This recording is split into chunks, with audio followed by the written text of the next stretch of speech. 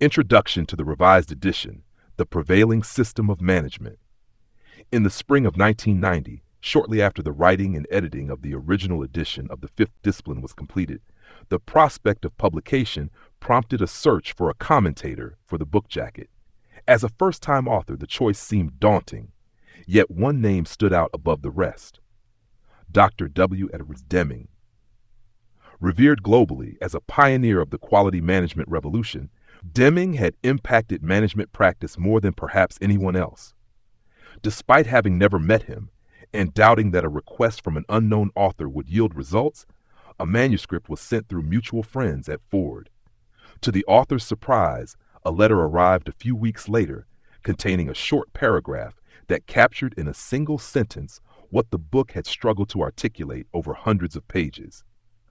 Writing near the end of his life, Deming offered a clarity that unveiled a deeper layer of connections, asserting that the prevailing system of management has destroyed our people.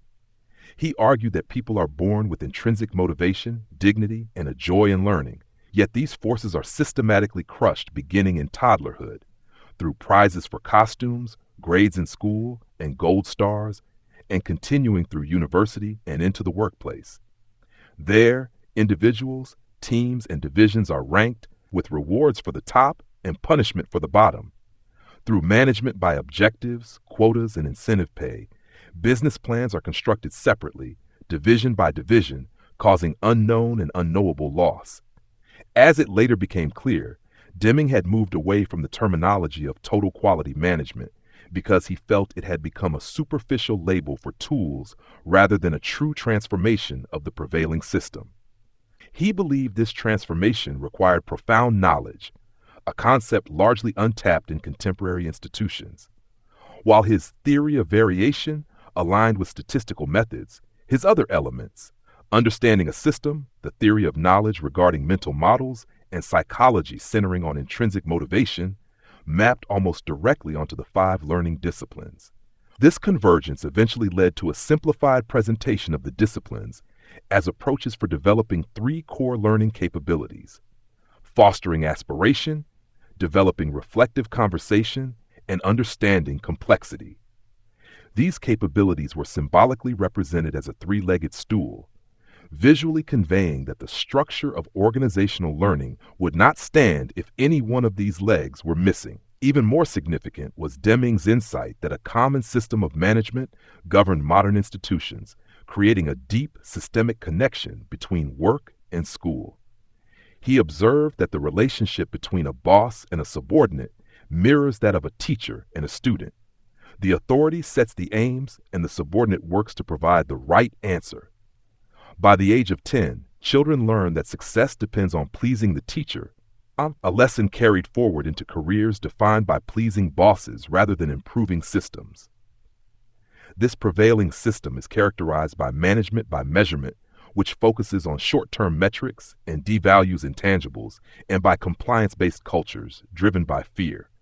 It emphasizes managing outcomes through targets and accountability, prioritizes technical problem-solving over systemic understanding, and enforces uniformity by suppressing conflict.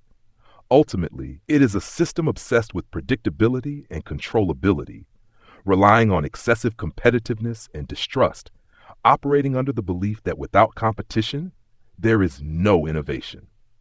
In the decade and a half since the book's initial publication, the world has shifted dramatically.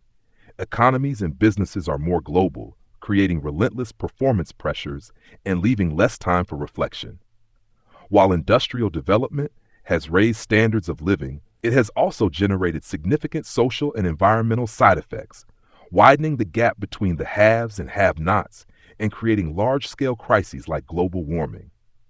Simultaneously, the world has become more interconnected, fostering a greater awareness of diverse cultures and a web of relationships among young people that never existed before. Science is revealing a universe of flux and interdependency, echoing ancient wisdom. We are living in a time of cross-currents, aptly summarized by Václav Havel as a transitional period where something is decaying while something else, still indistinct, is struggling to be born. This tension plays out within organizations, where the need for learning capabilities is greater than ever. Yet the dysfunction of traditional management keeps teams in perpetual firefighting mode, undermining innovation and values-based culture. This revised edition incorporates the voices of countless practitioners, managers, principals, police chiefs, and social entrepreneurs who have found imaginative ways to utilize the 5 disciplines. Their experiences, captured in a new section titled Reflections from Practice, offer fresh insights into initiating change and sustaining momentum. These stories reveal that organizational learning tools are being applied in arenas previously unimagined, from addressing gang violence to improving global food production. Through these interviews, core ideas have been clarified. There are ways of working together that are vastly more satisfying and productive than the prevailing system. Organizations function as they do because of how individuals think and interact. Therefore, the changes required are not just organizational, but personal. Building learning organizations is not a destination, but a lifelong journey requiring immense patience. Ultimately, the prevailing system of management is dedicated to mediocrity, forcing people to work harder to compensate for a lack of collective intelligence. However, a growing number of leaders are now committed to growing organizations capable of thriving amidst the extraordinary challenges of the modern world. This exploration of how our actions create our reality and single-handed, I can move the world. From a very early age, we are conditioned to break apart problems, to fragment the world in order to make complex tasks and subjects more manageable. But we pay a hidden, enormous price for this habit. We can no longer see the consequences of our actions, and we lose our intrinsic sense of connection to a larger whole. When we subsequently attempt to see the big picture, we try to reassemble the fragments in our minds, listing and organizing all the pieces. But as the physicist David Bohm observed, this task is futile, similar to trying to reassemble the fragments of a broken mirror to see a true reflection. Eventually, we give up trying to see the whole altogether. The illusion that the world is created of separate, unrelated forces must be destroyed. For when we give up this illusion, we can build learning organizations where people continually expand their capacity to create the results they truly desire, where new and expansive patterns of thinking are nurtured, where collective aspiration is set free, and where people are continually learning how to learn together. The prevailing system of management, deeply embedded in our culture, has long worked against this unity. As W. Edwards Deming, the pioneer of the quality management revolution, once noted in a letter regarding the original publication of this work, our prevailing system of management has destroyed our people. People are born with intrinsic motivation, self-respect, dignity, curiosity to learn, and joy in learning. Yet the forces of destruction begin with toddlers. A prize for the best Halloween costume, grades in school, gold stars, and continue up through the university. On the job, people, teams, and divisions are ranked, with rewards for the top and punishment for the bottom. Management by objectives, quotas, incentive pay, and business plans put together separately, division by division, cause further loss, unknown and unknowable. This system creates a disconnect, treating work and school as separate entities, when in reality, they are governed by the same system of management. As the world becomes more interconnected and business becomes more complex and dynamic, work must become more learningful. It is no longer sufficient to have one person learning for the organization, a Ford or a Sloan, or a Watson or a Gates. It is just not possible any longer to figure it out from the top and have everyone else following the orders of the grand strategist. The organizations that will truly excel in the future will be the organizations that discover how to tap people's commitment and capacity to learn at all levels in an organization. Learning organizations are possible because, deep down, we are all learners. No one has to teach an infant to learn. They are intrinsically inquisitive, masterful learners who learn to walk, speak, and run their households all on their own. Most of us at one time or another have been part of a great team. A group of people who functioned together in an extraordinary way, who trusted one another, who complemented one another's strengths, and compensated for one another's limitations, who had common goals that were larger than individual goals, and who produced extraordinary results. The team that became great didn't start off great. It learned how to produce extraordinary results. To understand how to build such organizations, one might look to the history of engineering. Engineers say that a new idea has been invented when it's proven to work in the laboratory, but the idea becomes an innovation only when it can be replicated reliably on a meaningful scale at practical costs. In engineering, when an idea moves from an invention to an innovation, diverse component technologies come together. The Wright brothers proved that powered flight was possible in 1903, but it took more than 30 years before the McDonnell Douglas DC-3 ushered in the era of commercial air travel. The DC-3 succeeded because it brought together 5 critical component technologies that formed a successful ensemble: the variable pitch propeller, retractable landing gear, lightweight molded body construction, a radial air-cooled engine, and wing flaps. To succeed, the DC-3 needed all 5. 4 were not enough. Today, 5 new component technologies are gradually converging to innovate learning organizations. Though developed separately, each will prove critical to the other's success, just as occurs with any ensemble. The 5th and integrating discipline is systems thinking. A cloud masses, the sky darkens, leaves twist upward, and we know that it will rain. We also know the storm runoff will feed into groundwater miles away, and the sky will clear by tomorrow. All these events are distant in time and space, and yet they are all connected within the same pattern. Business and other human endeavors are also systems, bound by invisible fabrics of interrelated actions, which often take years to fully play out their effects on each other. Since we are part of that lacework ourselves, it is doubly hard to see the whole pattern of change. Systems thinking is a conceptual framework, a body of knowledge and tools that has been developed over the past 50 years to make the full patterns clearer and to help us see how to change them effectively. Supporting this framework is the discipline of personal mastery. Mastery here does not suggest gaining dominance over people or things, but rather a special level of proficiency. People with a high level of personal mastery are able to consistently realize the results that matter most deeply to them. In effect, they approach their life as an artist would approach a work of art. They do that by becoming committed to their own lifelong learning. Personal mastery is the discipline of continually clarifying and deepening our personal vision, of focusing our energies, of developing patience, and of seeing reality objectively. As such, it is an essential cornerstone of the learning organization, the learning organization's spiritual foundation. An organization's commitment to and capacity for learning can be no greater than that of its members.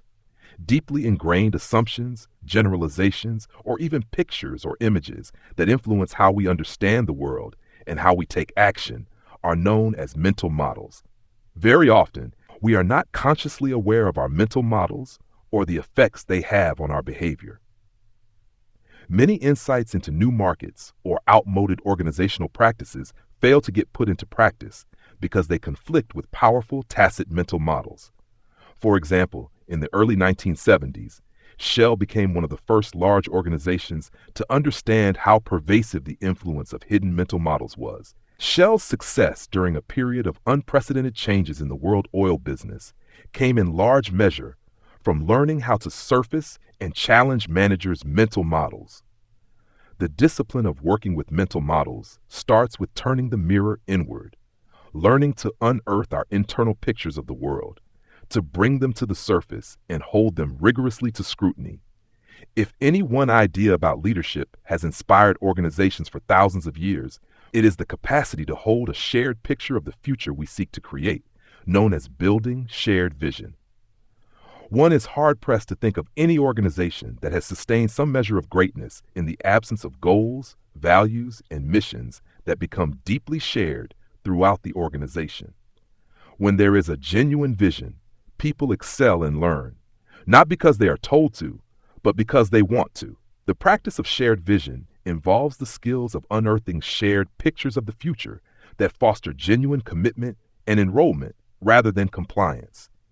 In mastering this discipline, leaders learn the counterproductiveness of trying to dictate a vision, no matter how heartfelt. Finally, there is the discipline of team learning. How can a team of committed managers with individual IQs above 120 have a collective IQ of 63? The discipline of team learning confronts this paradox.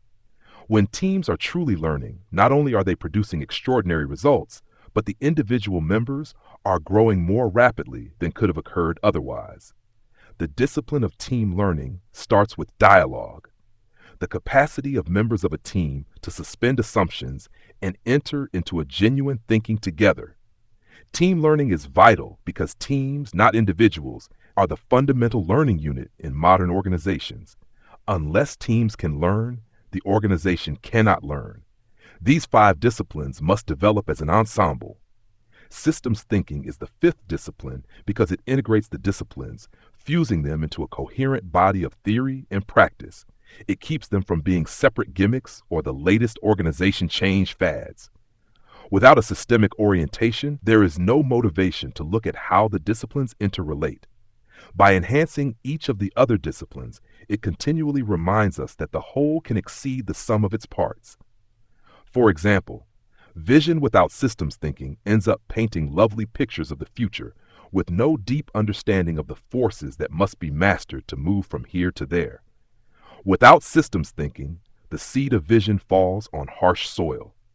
At the heart of a learning organization is a shift of mind, from seeing ourselves as separate from the world to connected to the world, from seeing problems as caused by someone or something out there to seeing how our own actions create the problems we experience.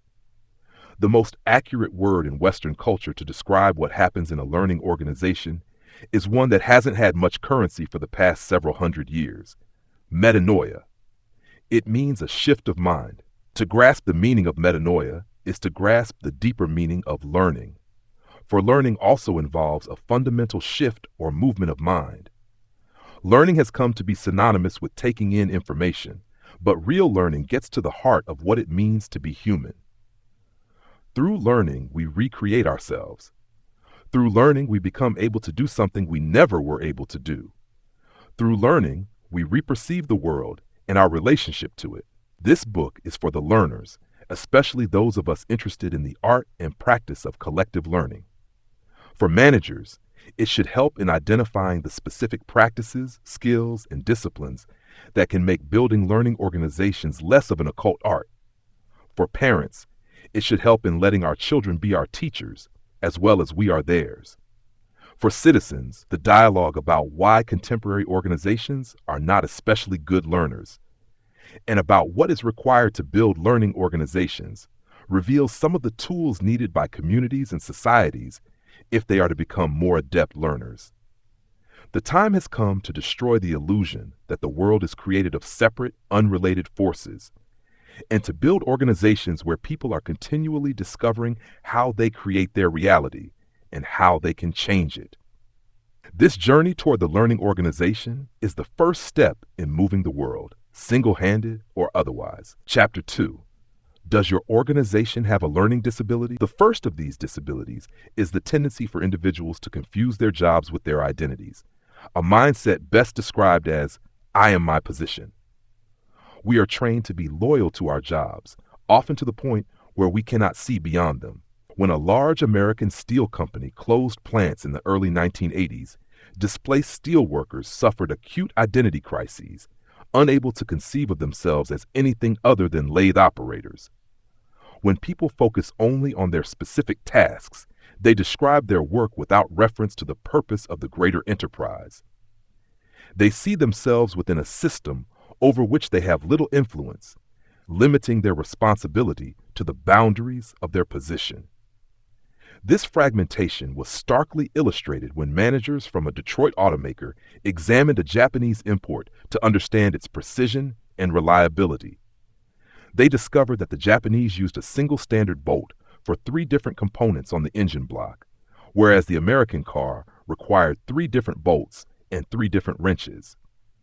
The American design was slower and more costly to assemble because 3 separate groups of engineers were responsible for their specific components, with no one responsible for the whole. When people focus only on their positions, they have little sense of responsibility for the results produced when all positions interact, assuming that when things go wrong, someone screwed up.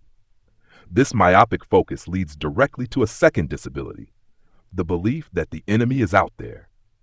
There is a deep human propensity to find someone or something outside ourselves to blame when things go wrong. Marketing blames manufacturing for poor quality.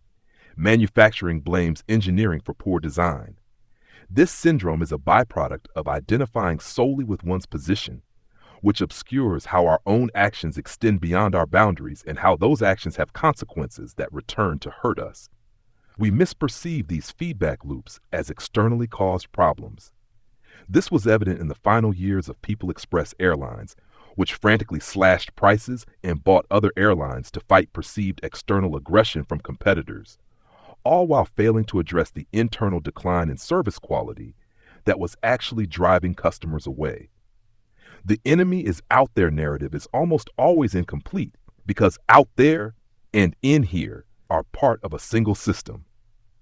When organizations do attempt to address these problems, they often fall prey to the illusion of taking charge.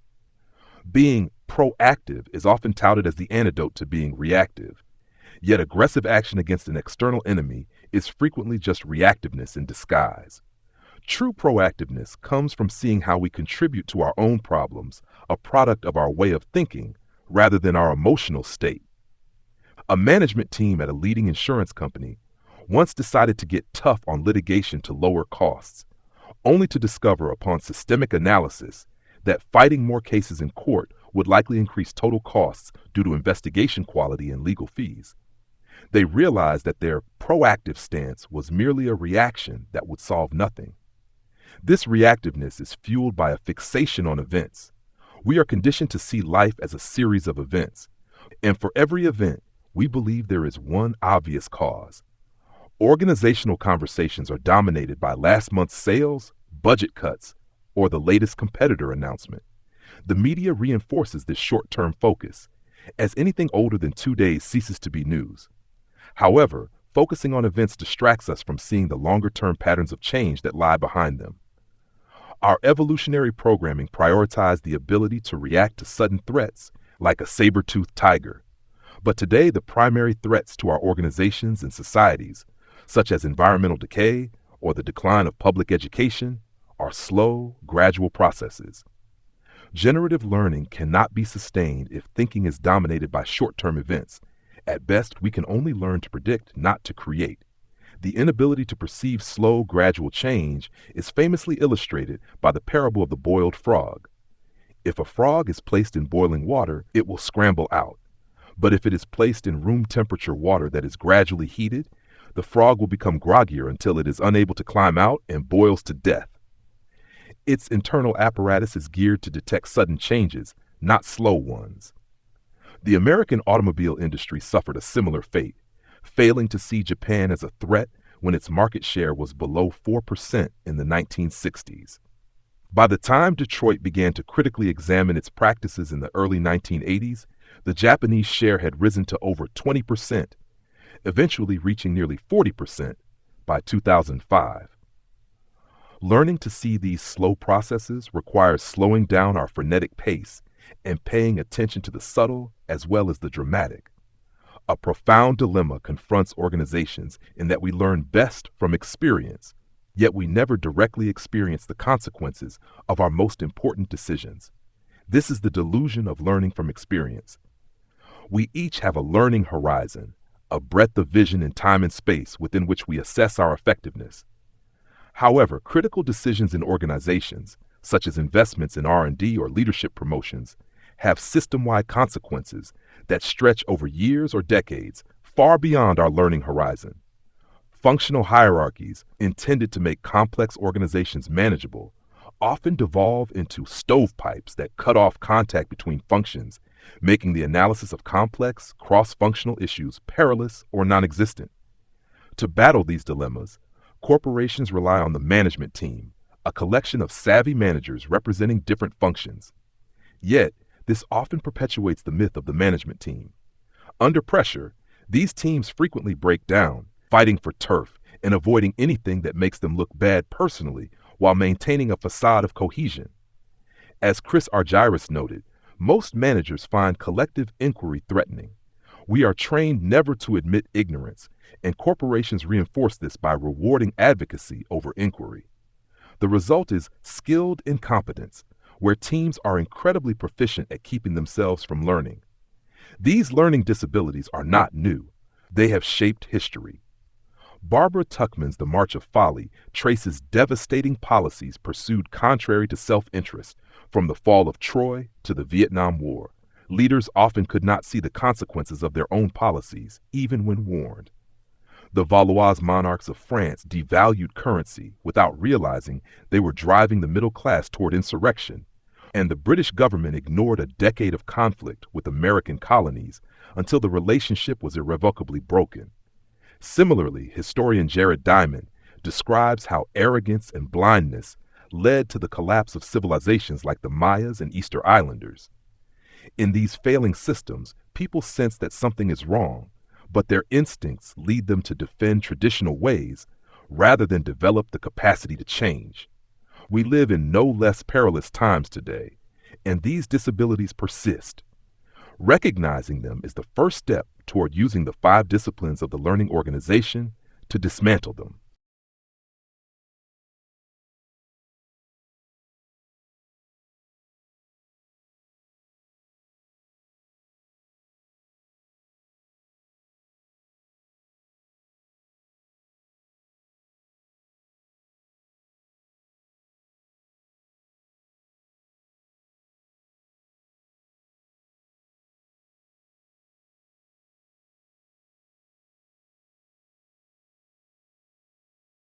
Chapter 3: Prisoners of the System, or Prisoners of Our Own Thinking.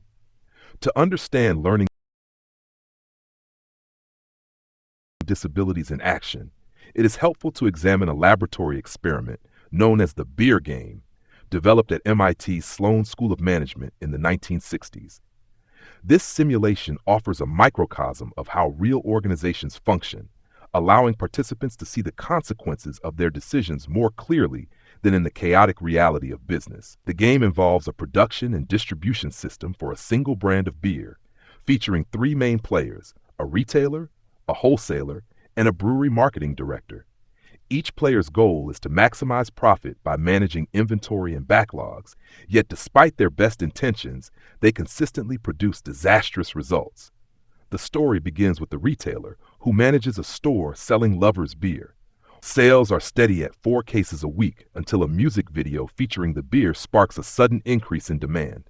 In week 2, sales double to 8 cases. The retailer increases orders to match, but because of a 4-week delivery delay, shipments do not immediately reflect the new demand. By week 4, the retailer learns of the video's popularity, but still receives only partial shipments. As customer demand persists, the retailer's inventory is wiped out and backlogs grow. Panic sets in. Fearing a loss of customers, the retailer begins overordering dramatically. First 16 cases, then 24, then more, hoping to catch up. By week 8, despite ordering huge quantities, only a trickle of beer arrives, fueling frustration and desperation. The wholesaler experiences a similar pattern, but amplified. Accustomed to steady orders of 4 truckloads a week from retailers, the wholesaler is blindsided by the sudden spike in demand starting in week 4. Initially filling orders from inventory, the wholesaler quickly runs out and faces a mounting backlog. Desperate to meet retailer demand, the wholesaler drastically increases orders to the brewery. First 20 truckloads, then 30, then 40. However, the brewery, also unaware of the sudden popularity until it sees the orders, lags in production. By week 8, the wholesaler is furious at the brewery's unresponsiveness, while facing angry calls from retailers. The panic leads to massive overordering. By week 12, the wholesaler is demanding 60 truckloads a week, far exceeding actual consumer demand. The brewery, the furthest removed from the consumer, sees the demand spike last and most severely. Initially producing small batches, the brewery is suddenly hit with massive orders from wholesalers. It takes 2 weeks to brew beer, creating an unavoidable delay. By the time the brewery ramps up production to meet the inflated orders, peaking at huge volumes, the system has already begun to correct itself downstream. Retailers, finally receiving their massive orders, suddenly stop ordering entirely as they are flooded with inventory. The wholesaler, now sitting on a mountain of beer, cancels orders to the brewery. By week 19, the brewery has a vast surplus of stock and 0 new orders. The result is a total collapse. All 3 players end up with massive, costly inventories they cannot sell, blaming each other for the catastrophe. This pattern of overshoot and collapse occurs despite stable consumer demand, which leveled off at 8 cases per week after week 2. The crisis is generated entirely by the players' reactions to the system structure, specifically the delays in information and material flow. Participants consistently fail to account for these delays, leading them to panic and overcorrect. This behavior mirrors real-world phenomena, such as boom and bust cycles in real estate or the semiconductor industry, where production lags and inventory gluts lead to economic instability. The beer game illustrates 3 key lessons. First, structure influences behavior. Different people in the same system produce similar results, suggesting that problems are often systemic rather than personal. Second, structure in human systems is subtle. It includes how people make decisions based on perceptions, rules, and norms. Finally, leverage often comes from new ways of thinking. Players could eliminate the instability by understanding the system's delays and communicating effectively, but they rarely do. Instead, they focus on their own positions. I am my position. I blame external forces. The enemy is out there, and fail to see how their actions contribute to the crisis. Most players react reactively, making decisions based on immediate events rather than understanding the underlying patterns or structure. They offer event explanations, blaming the music video or the other players, which prevents them from seeing the deeper systemic causes. A structural explanation, however, reveals how the system's design, delays, limited information, and feedback loops generates the behavior. This insight is crucial because only by changing the structure or our understanding of it can we change the behavior. The no strategy, where players simply order exactly what is demanded of them without panic, actually produces far better results than the frantic over-ordering typical of most participants. Ultimately, the beer game teaches that we are prisoners of our own thinking. The enemy is not the other players or the consumer, but our own inability to perceive the system as a whole. To improve performance, we must redefine our scope of influence, recognizing that our actions affect others and that our success depends on the success of the entire system. By shifting from event-based thinking to structural thinking, we can begin to identify the true leverage points, like managing delays and improving information flow, that allow for generative learning and sustainable success. This realization sets the stage for the disciplines of the learning organization, particularly systems thinking, which provides the tools to navigate and reshape these complex realities.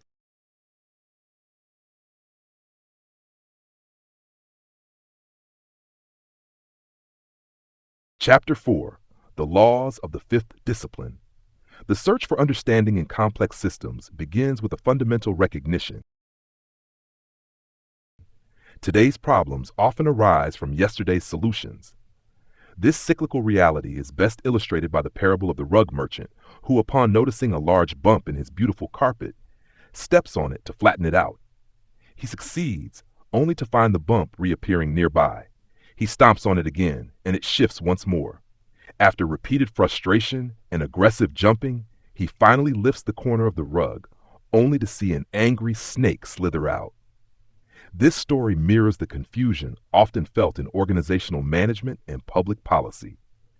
We are frequently puzzled by the persistence of our difficulties, failing to realize that our own past interventions, like a rebate program that boosts current sales but hollows out future demand, or a crackdown on drug dealers in one neighborhood that merely displaces crime to another, are the very architects of our current crises. The police officer who sees a drug bust result in higher street prices and more desperate, crime-fueled addiction is witnessing the same systemic backlash as the rug merchant. The solution has merely shifted the problem, often obscuring the source in the process. This phenomenon leads directly to the second law of systems thinking. The harder you push, the harder the system pushes back. In George Orwell's Animal Farm, the horse boxer responds to every setback with the mantra, "I will work harder." His diligence, Initially inspiring, eventually backfires because he does not understand the larger system of manipulation by the pigs. In systems terms, this is known as compensating feedback. When well-intentioned interventions disrupt a system's balance, the system reacts to offset the benefits. This was tragically evident in the government programs of the 1960s designed to aid inner cities. The influx of aid drew more people to those areas, overcrowding housing and overwhelming job training programs, leaving the cities in worse condition than before. Whether in foreign food aid that inadvertently depresses local agriculture or a company's aggressive marketing campaign that drains resources from product quality, the effort to force a solution often summons a reaction that demands even more effort, creating a wearying cycle where the exertion seems proportional to the failure.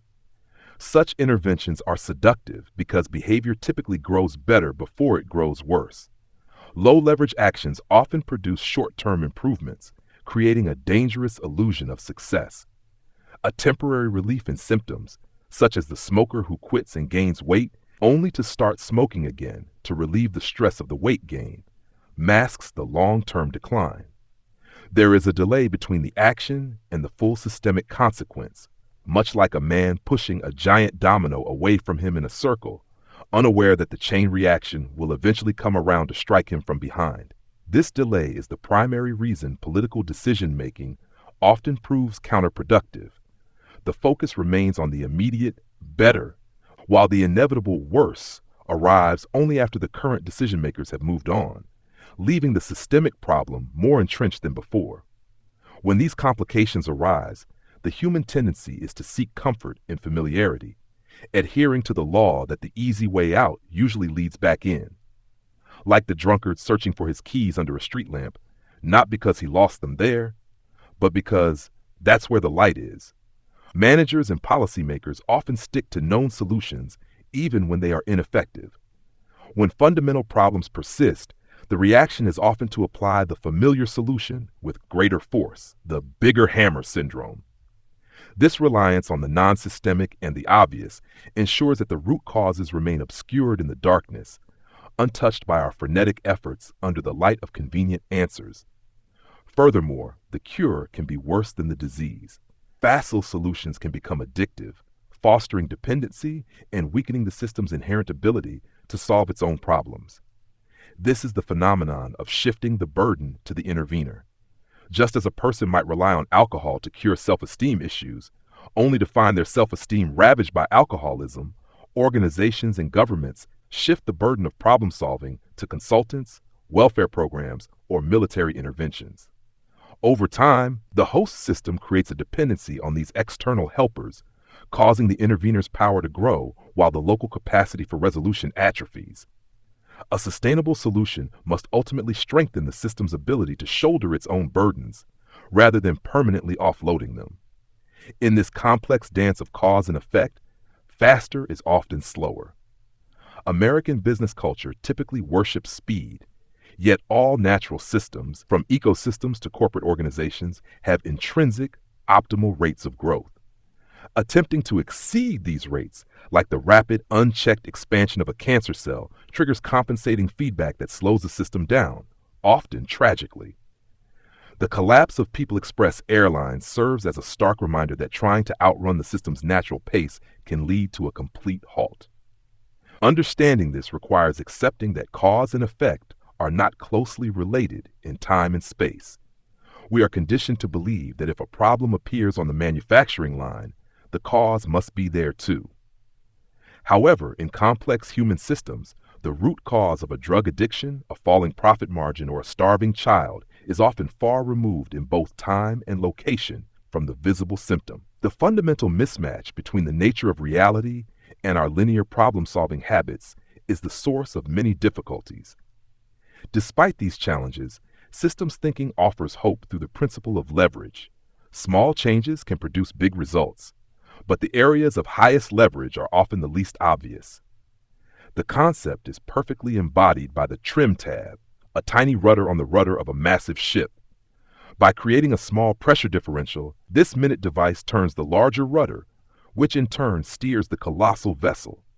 The action of the trim tab is counterintuitive, moving in the opposite direction of the desired turn, and physically small, yet it is the key to maneuvering the entire system. In human systems, finding the trim tab requires looking past the obvious bow of the ship and understanding the underlying structures and hydrodynamic forces at play. High leverage changes are rarely conspicuous, but they are potent. This perspective also resolves apparent paradoxes, showing that you can have your cake and eat it too, but not at once.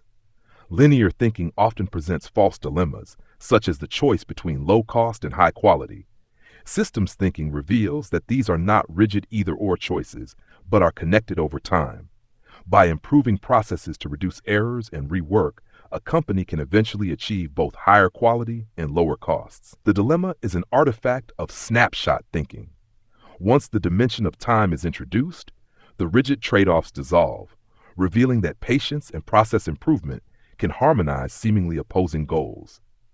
However, seeing these connections requires maintaining the integrity of the whole, for dividing an elephant in half does not produce two small elephants.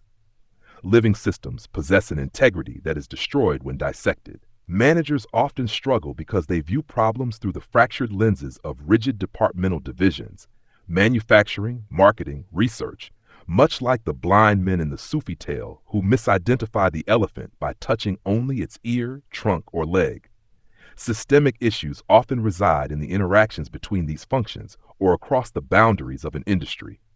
Attempting to solve a major problem by looking only at a fragment results in a mess, a complicated situation where leverage is invisible because the connecting tissues of the system have been severed. Finally, the discipline of systems thinking culminates in the realization that there is no blame. We habitually point fingers at competitors, the press, markets, or governments, perceiving them as external enemies. Yet, systems thinking dissolves the boundary between us and them. The competitor, the market, and the internal team are all part of a single, interconnected system. The causes of our problems and the potential for their solutions lie not in fighting an outside force, but in understanding and altering the relationships that bind us all together. This shift from blame to systemic understanding marks the crucial transition from reacting to symptoms to shaping the underlying structures of reality.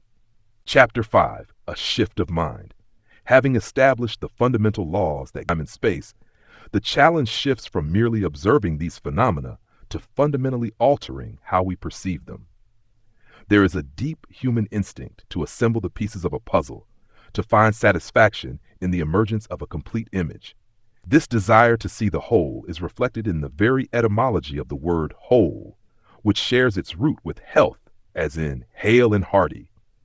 It is no coincidence, then, that the fragmentation of our world and the overwhelming complexity we face are symptoms of our inability to see life as a unified entity. Systems thinking acts as a discipline for seeing these wholes, a framework for recognizing interrelationships rather than isolated things, and for observing patterns of change rather than static snapshots. We live in an age where we are increasingly overwhelmed by complexity. While humankind has developed the capacity to create massive amounts of information and foster unprecedented interdependence, our ability to manage this complexity has not kept pace. We often mistake detail complexity, situations involving thousands of variables, like assembling a machine or managing retail inventory, for the far more elusive, dynamic complexity. Dynamic complexity arises not from the number of moving parts, but from situations where cause and effect are subtle and the consequences of interventions are not obvious over time. Conventional forecasting and strategic planning are designed for detail complexity, which explains why even the most sophisticated analyses often fail to solve persistent problems like the global drug trade or budget deficits. In these dynamically complex situations, the same action can have drastically different effects in the short run versus the long run, and obvious interventions often produce non-obvious counterproductive consequences. A poignant example of this failure to see dynamically is found in geopolitical conflicts, such as the war on terrorism. From a linear perspective, each side views its own actions as a defensive response to the other's aggression. The United States increases military activity to quell a threat. The opposing faction views this as an act of aggression and increases recruitment. This recruitment increases the threat to the U.S., prompting further military response. Each side acts rationally within its own linear view, yet the interaction of these linear views creates a system, a circle of escalating violence that leaves everyone less secure. This is the trap of non-systemic thinking, doing the obvious thing to alleviate a symptom only to reinforce the underlying structure that generates the problem. Breaking this cycle requires a new language, one constructed of circles rather than straight lines. Western languages, with their linear subject-verb-object structure, bias us towards seeing life as a sequence of events where A causes B. To see system-wide interrelationships, we must learn to visualize feedback loops. Even a task as simple as filling a glass of water illustrates this shift. In linear thinking, I am filling the glass. The action is one way. In systems thinking, however, the process is circular. My hand turns the faucet, the water flows, the water level rises, my eye perceives the gap between the current level and the desired level, and my hand adjusts the faucet accordingly. The water level controls my hand just as much as my hand controls the water level. This reveals that causality is reciprocal. It also challenges our anthropocentric view of the world. We are not operators standing outside a static reality, but active participants within a feedback process, continually influencing and being influenced by our environment. This circular perspective complicates the ethical issue of responsibility. In a linear view, we look for someone to blame, a scapegoat, whether it is a foreign enemy, a competitor, or a bad employee. But in a system of reciprocal feedback, everyone shares responsibility for the problems generated. This does not imply that everyone has equal power to change the system, but it does mean that searching for a single culprit is a blind alley. True leverage comes from understanding the structure of the feedback loops themselves. The grammar of this system's language consists of 3 building blocks: reinforcing feedback, balancing feedback, and delays. Reinforcing feedback is the engine of growth and decline, the process where small changes compound into massive consequences. It is the mechanism behind the snowball effect, compound interest, and vicious cycles. It explains how a teacher's expectation of a student can become a self-fulfilling prophecy, the Pygmalion effect, where a student labeled as high potential receives more attention and flourishes, while one labeled unmotivated is ignored and withdraws. Whether it is the exponential spread of a new product through word of mouth or a panic-induced bank run, reinforcing loops amplify movement in a single direction, leading to either explosive growth or collapse. If reinforcing loops are the gas pedal, balancing feedback is the brake. Balancing processes seek stability and are present whenever there is goal-oriented behavior. Nature is filled with them, from the homeostasis that maintains human body temperature to the ecological checks that limit the population of a species. In organizations, balancing loops often manifest as resistance to change. When a manager tries to reduce employee burnout by mandating shorter hours, the initiative often fails because of an implicit goal, the unwritten cultural norm that heroes work long hours. The system pushes back to maintain its internal standard, regardless of the manager's explicit orders. Resistance is not a mysterious force or simple stubbornness. It is the system's immune response trying to maintain a specific condition or norm. The third building block, delay, adds a layer of treacherous complexity. Delays are interruptions in the flow of influence, the time lag between an action and its consequence. In the sluggish shower scenario, a person turns the hot water handle and feels no immediate change. Thinking the action was insufficient, they turn it further. When the hot water finally travels through the pipes, the delay, it arrives as a scalding blast. The person then jerks the handle back to cold, eventually creating a freezing stream. The result is oscillation and instability. In business and economics, unrecognized delays lead to overshoot, such as overbuilding in real estate markets or the inventory glut seen in the beer game. Aggressive action combined with unrecognized delay invariably produces instability.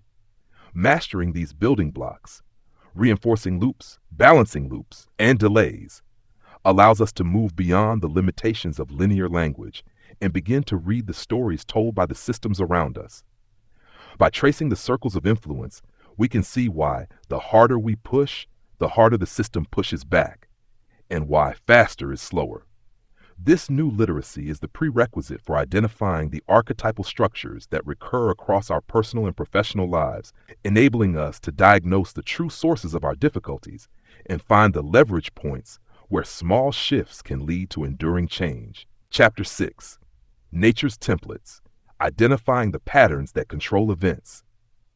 The journey into the tragedy lay in the counterintuitive nature of the structure he was trapped in.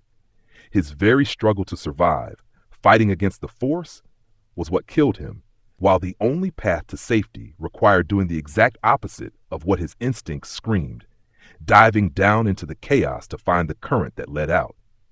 This harrowing story serves as a potent metaphor for the system's perspective. Just as the swimmer was held prisoner by a hydrodynamic structure he did not understand, organizations and individuals are often held captive by unseen systemic structures. We are conditioned to react to immediate events, yet the true leverage lies in recognizing the patterns that control those events. If the feedback loops and delays discussed previously are the nouns and verbs of the systems language, then systems archetypes are its basic sentences, the simple, recurring stories that get retold again and again in our personal lives, our biological ecosystems, and our corporate boardrooms. These archetypes, or nature's templates, reveal an elegant simplicity underlying the immense complexity of management issues, unifying knowledge across diverse fields, and transforming the vague sense of déjà vu managers often feel into explicit, actionable understanding. The first of these major archetypes is limits to growth. This structure explains the ubiquitous pattern where a period of accelerating growth or improvement suddenly stalls, plateaus, or crashes. It begins with a reinforcing process, a virtuous cycle where efforts produce results, which encourage more efforts. A high-tech company launches a successful new product, generating revenue that fuels more R&D, leading to more products. A new romance blossoms as a couple spends every waking moment together, their mutual affection reinforcing itself. However, every reinforcing process eventually encounters a balancing process, a limiting factor. In the high-tech firm, the exploding R&D staff becomes complex and unmanageable, burdening senior engineers with administration instead of innovation, slowing product development. In the romance, the intense closeness reveals flaws and demands compromise, halting the honeymoon phase. The management trap in a limits to growth situation is the instinct to push harder on the reinforcing loop. When growth slows, a marketing manager's natural reaction is to double the advertising budget. When a diet stops working, the dieter starves themselves further. But in this archetype, aggressive action only creates more resistance. The harder you push, the more the system pushes back. The leverage lies not in driving the engine of growth, but in identifying and removing the limiting factor. If the limit is a lack of management skill among engineers, the solution is training or decentralization, not more pressure to innovate. If the limit is the implicit goal of maintaining total control over suppliers, no amount of just-in-time technical implementation will succeed until that trust barrier is removed. Mastering this archetype requires shifting focus from the obvious growth engine to the hidden, often subtle, balancing forces waiting in the wings. A second, equally pervasive archetype is shifting the burden. This structure arises when an underlying fundamental problem generates painful symptoms, and well-intentioned decision makers reach for a symptomatic solution, a quick fix. The quick fix works, or seems to. The symptoms abate, and the pressure relieves. However, this success is illusory and dangerous. Because the symptoms have been masked, the motivation to address the difficult fundamental problem evaporates. Worse, the symptomatic solution often causes side effects that atrophy the system's inherent ability to solve the problem. A manager who relies on HR consultants to solve personnel conflicts may get immediate peace, but over time, their own ability to manage people withers, and the staff's respect declines, leading to more conflicts and a greater dependence on consultants. This dynamic is the structural essence of addiction. A person facing high stress, the fundamental problem, may turn to alcohol, the symptomatic solution. The drink relieves the stress temporarily, but it does not reduce the workload causing the stress. Over time, the person's health and self-confidence deteriorate, a side effect, making them even less capable of handling their work. thereby increasing the stress and the need for the drink. Shifting the burden can also manifest as the erosion of goals, where an organization or society, unable to meet its standards, gradually lowers them to match its poor performance, redefining full employment to tolerate higher joblessness, or accepting budget deficits as a way of life. Leverage in a shifting the burden structure requires a disciplined dual approach, strengthening the fundamental response while strictly limiting or weaning off the symptomatic one. Just as Alcoholics Anonymous succeeds by forcing participants to admit they cannot just handle the symptom and must instead rebuild their lives with a vision of sobriety, managers must acknowledge when they are using a palliative measure. They must act to develop their own skills rather than outsourcing their responsibilities or face the difficult truths about their strategic drift. By learning to identify these archetypes, limits to growth and shifting the burden, we begin to see the circles of causality that surround us. We move from being reactive victims of circumstance to active participants who can diagnose the deeper structural illnesses of our organizations, realizing that the key to sustainable success is often found not in doing more of what is working, but in understanding what is holding us back or where we are becoming dangerously dependent on easy answers. This recognition of patterns is the first step toward practicing the art of the learning organization in the real world. Chapter 7. Self-limiting or self-sustaining growth. It is difficult to argue against the principle of leverage, yet in most real created their own limitations. In the mid-1980s, WonderTech was launched with a unique high-tech computer and a virtual monopoly on its market niche. Fueled by enormous demand and unrestricted financial backing, the company experienced meteoric growth for 3 years, doubling its sales annually. However, this ascent halted abruptly, leading to a decline and eventual bankruptcy, a fate that seemed unimaginable during the heady days of its initial success. Management ultimately concluded that the market was simply limited, a niche they had effectively filled. Yet, a systemic view reveals a different tragedy. WonderTech had tremendous potential for sustained growth, but was brought down by invisible structures of its own making. During its rapid expansion, WonderTech's manufacturing capacity, though steadily increasing, could not keep pace with the explosive demand. Originally promising an 8-week delivery time, the company began to slide to 12, then 14 weeks. Management, intoxicated by the product's popularity and focused on financial metrics, believed customers would tolerate the delays. They hesitated to invest in major new factory capacity until they were certain the growth would last. Meanwhile, to maintain momentum, they poured revenue back into expanding the sales force. This created a powerful reinforcing loop. More sales led to more revenue, which led to more salespeople, which led to even more sales. But this engine of growth was running headlong into a balancing loop. The backlog of orders caused delivery times to skyrocket, eventually tarnishing the company's reputation and causing sales to slump. When sales fell, the pressure on delivery times eased. With fewer orders to process, the factory caught up, and delivery times returned to acceptable levels. Simultaneously, the sales department, facing a crisis, responded with aggressive promotions, incentives, and pressure to sell. Because delivery times had improved, customers began to return, and sales rose again. This resurgence was hailed as a victory for the sales team's born-again motivation. However, as orders poured in, the cycle repeated. Backlogs swelled, delivery times lengthened, and customers once again grew frustrated and walked away. Over a decade, WonderTech's sales curve resembled a roller coaster, spurts of growth followed by stagnation, while the overall health of the company steadily eroded.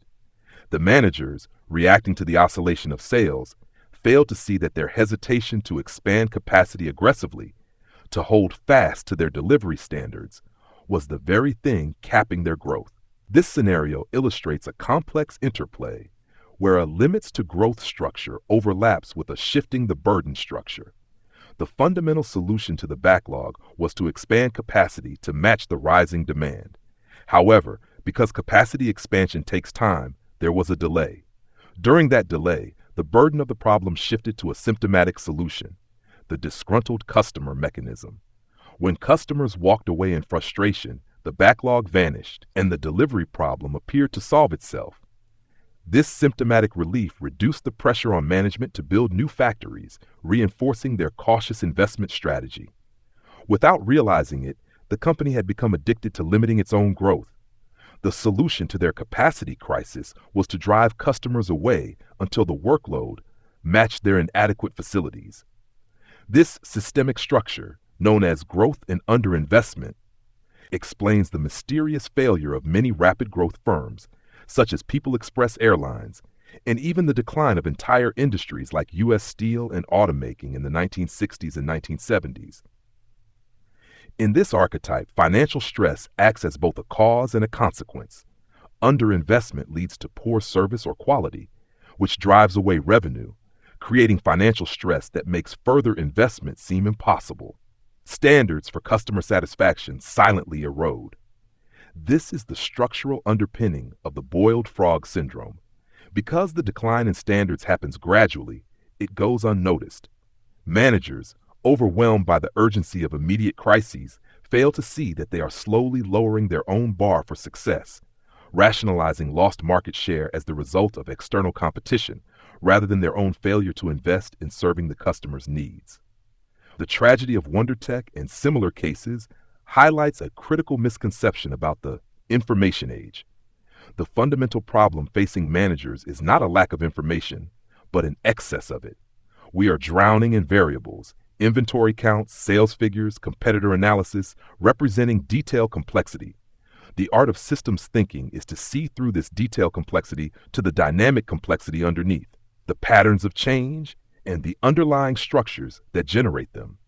Mastering archetypes like growth and underinvestment is the first step in distinguishing the forest from the trees, allowing leaders to organize vast amounts of detail into a coherent story that points toward enduring solutions. This shift in perception from linear events to systemic structures lays the necessary groundwork for the core disciplines required to build a true learning organization.